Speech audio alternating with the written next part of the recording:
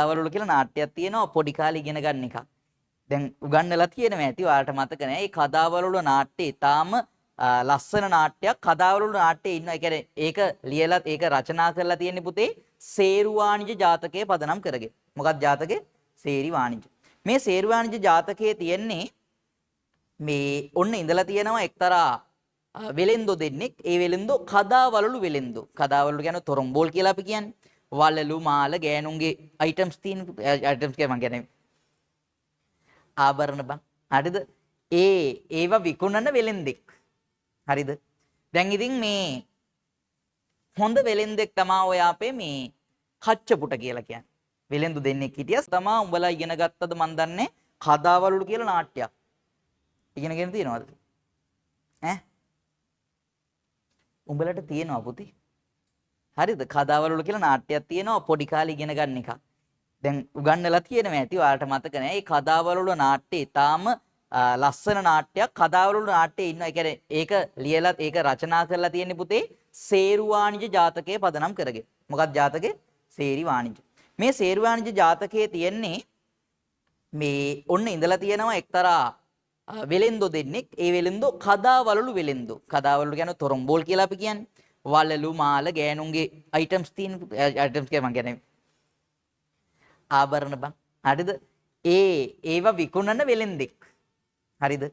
දැන් ඉතින් මේ හොඳ වෙලෙන්දෙක් තමයි ඔය අපේ මේ කච්චපුට කියලා කියන්නේ.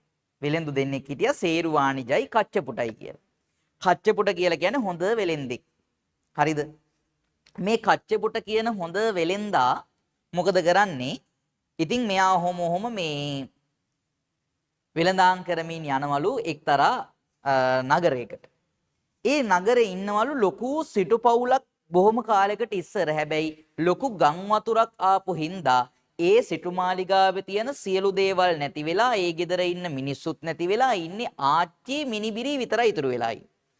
ඒ ගෙදර වටිනා කියන කිසිම දෙයක් නැහැ. ඉතුරු වෙලා තියෙන්නේ 100 බත් කාපු රන්තැලිය විතරයි. හරිද? රත්තරන් පිඟානක් විතරයි ඉතුරු වෙලා තියෙන්නේ. දැන් ඉතින් මොකද වෙන්නේ? අර කදාවලුළු කාර්යව දැක්කහම අර චෝටි මිනිබිරියට ආසහිතිලා දුවගෙන ගිහිල්ලා ආච්චිට කිව්වා අනේ ආච්චි මටත් වලලු කුට්ටමක් ඕනේ. අනේ කීයක් හරි තියනවද? අනේ අපේ මගේ අතේ කොහෙද සල්ලි?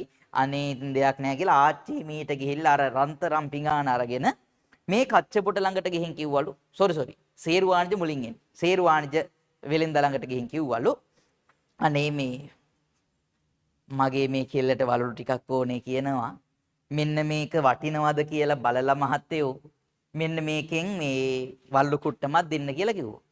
මේක අරගෙන බැලුව ගමන්ම මූට තේරුණා මූ පට්ට කපටි. හරිද සේරු වාණිජ? තේරුණා මේක මිල කරන්න බැරි තරම් වටිනා කියන රත්තරන් පිඟානක්. දැන් මොකද කරන්නේ? මේකට මේ මොකක් හරි ගේමක් ගහන්න ඕනේ කියලා ආපෝ මේ පිඟානට පුළුවන් බලලු දෙන්න. මේක අරයන්. හරිද කියලා කෙල්ල දැන් අඬනවා. හරිද? අරු කදාවල ටික විකුණගෙන ගියා. හරිද? ගියා. ඒ ඇස්සේ දැන් ඔන්න එයා ටිකක් එහෙට මෙහෙට වෙනකන් ගිටියට පස්සේ කච්චපුට කියලා වෙලෙන්දෙකුත් ඔන්න දැන් එනවා. කච්චපුට වෙලෙන්ද එනවා. කච්චපුට වෙලෙන්ද ඇවිල්ලා අර කෙල්ල අඬනවා දැකලා ඇයි මොකද අඬන්නේ කිව්වහම ආච්චි කියනවා ඉතින් අනේ අර මේ වෙලෙන්දෙක් ආව මේ වෙලෙන්දා මේ පිඟාන අරගෙන වලලු දෙන්න බෑ කිව්වා. අනේ ඔබතුමාටවත් පුළුවන් ද බලන්නකෝ මේකට වලලු කුට්ටමක්වත් දෙන්න. අම්මා කච්චපුට බැලුවාම මේක මිල කරන්න බැරි වටිනා කියන පිඟානක්. අනේ අත්තම්මේ මේකට දෙන්න තරම් කදාවලලු මගේ ළඟ නැහැ. මම මෙහෙම දෙයක් කරන්නම්. මේ පෙට්ටගමම තියාගන්නකෝ කියලා අර කදාවලලු පෙට්ටියම දීලා මම තව ටික දවසකින් ඇවිල්ලා තවත් කීයක් හරි දීලා යන්නම්. මම මේක ගන්නම් කියලා අරගෙන ගියා. ආච්චිලත් ගානක් නැහැ. ඉතින් කෙල්ලටත් කදාවලලු හම්බුණා. අවුලක් නැහැ. සතුටින් ඉන්නවා දැන්. එතකොට දැන් අරු සේරු වාණිජ තව පැත්තකින් මෙහෙම එනවා. ඇවිල්ලා නිකන් මූ මේකක් ගන්න හේ වල්ලු දෙකක් දෙන්නම්. කො අර පිඟාන දෙන්නකෝ. අවුලක් නැහැ කියලා වගේ ඉල්ලුවා.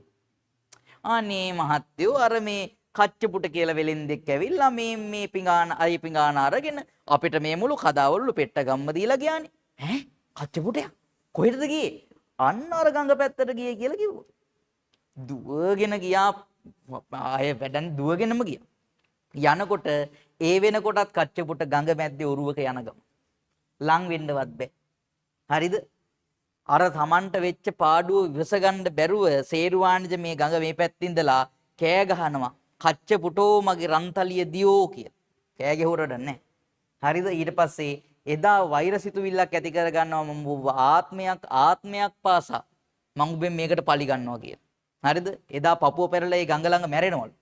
එදා ඒ මැරුණේ සේරුවාණිජ වෙලා මැරුණේ මේ දේවදත්ත කියලා කියනවා. එදා කච්චපුට වෙලාවේ අපේ බෝසතාණන් වහන්සේ කියලා කියනවා. හරිද? ඕක තමයි වෛරය ආරම්භ වෙන්න හේතුව කියලා මම අහලා තියෙනවා. එතකොට ඔය එදා ඉඳන් ඊට පස්සේ හැම ආත්ම භාවයකම එකම විදිහ කියනවනේ. තාත්තනම් සුද්ධෝදන, අම්මනම් මහමායා, පුතානම් රාහුල, බිරිඳනම් යසෝදරා, හතුරනම් දේවදත්ත. එතනින් යාට දෙන්නේ. හතුරත් වෙනවා ආත්මෙන් ආත්මෙට. හරිද?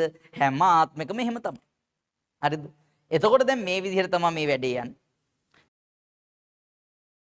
ඔය බුදු වෙච්ච කාලෙදිත් ඇත්තටම යසෝදරා දේවිය නැත්තම් මේ අපි කතා කරන බිම්බා දේවි කියලා කියන එයාගේ අයියා වෙලා ඉපදුනේ සුප්‍රබුද්ධ කියන රජතුමාගේ පුතා වෙලා ඉපදුනේ දේවදත්ත. හරිද? ඔය දේවදත්ත ගැන අපිට තව ටිකක් ඉගෙන ගන්න තියෙනවා. අනුරුද්ධ කුමාර කතාවස්තුවේ පූජාවලිය ගැන ඉගෙන ගද්දී අනුරුද්ධ කුමාරයාගේ කසින් බ්‍රදර් කෙනෙක් එයත් යාළුවෙක්. ඒ හින්දා එයත් එක්ක එකතු වෙලා තමයි අනුරුද්ධ කුමාරයාත් එක්ක තමයි එයත් පැවිදි වුනේ. දේවදත්ත පැවිදි වෙලා ඇත්තරම් භාවනානුයෝගී වෙලා පුතා රහත් වෙනවා. දේවදත්ත රහත් වෙච්ච කෙනෙක්. එයාට 이르දි බලය තියෙනවා. හැබැයි එයා 이르දි බලය පාවිච්චි කරේම බුදුහාමුදුරන්ට කෙලවන්න. ඇත්තම කතාව. ඒ හින්දා බුදුන්ගේ ඇඟේ ලේසලවීම සංඝ බේදයේ මේ වගේ ආනන්තරීය පාප කර්ම ගොඩාරියක් කරගන්න. හරිද? ඒ ඇස්සේ මෙයා කියන්නේ ඒ කාලේ බුදුහාමුදුරුවෝ ළඟ දහසක් භික්ෂූන් හිටියලු. සංඝ බේදයක් ඇති කරලා 500ක් එයා අරගෙන ගිහිල්ලා 500ක් බුදුහාමුදුරුවෝ ළඟ ඉතුරුනාලු. හරිද? ඒ 500 දේවදත්ත වටා එකතු වෙලා හිටියලු. එයාට ඕනේ වුණාලු බුදුන්ම මරලා බුදු වෙන්න. එහෙම බුදු වෙන්න පුළුවන්ද බං? බෑනේ. දේවදත්තට ඕනේ බුදුහාමුදුරුවෝ මරලා බුද්ධත්වයේ තනතුර ගන්න. හරිද? එහෙම ඒ හින්දායි බුදුහාමුදුරුවන්ට ගොඩාක් කෙනෙහිලිකම් කළේ. හරි. ඉතින් ඕම් ඔහම දේවදත්ත භික්ෂුව බුදුහාමුදුරුවන්ට එරෙහිව කරන මේ කුමන්ත්‍රණ ගැන අනිත් භික්ෂූන් ඇවිල්ලා බුදුහාමුදුරුවන්ට මෙහෙම කියනවලු. බුදුහාමුදුරනේ බලන්න දේවදත්ත තෙරණුවන් මෙන්න මෙහෙම දේවල් කරනවා. එතකොට බුදුහාමුදුරුවෝ දේශනා කරනවලු මහණෙනි අද පමණක් නොව මීට බොහෝම ඈත කාලයක ගාන්ධර්ව කුලයේ උපන් ආත්මයක දේවදත්ත භික්ෂුව මට මෙන්න මේ වගේ දේවල් ටිකක් කරලා තියෙනවා. මෙන්න මේ වගේ තමයි ඒ කතාව උනේ. ඒව අතීත කතාව විභූත කරන්නට ගුත්තිල ජාතකය දේශනා කරන ලද. දැන් මං කිව්වේ මොන කතාවද එහෙනම්? වර්තමාන කතාව. ඊට පස්සේ තමයි ගුත්තිල ජාතකයේ තියෙන අතීත කතාව තියෙන. ඒක ඇත්තම කතාව අර අපි ඔය ගුත්තිල කාව්‍ය ඉගෙන ගන්න තරම් සුරංගන රැඟුමුයි ආච්චිගිරදව ඒ මුකුත් නැහැ.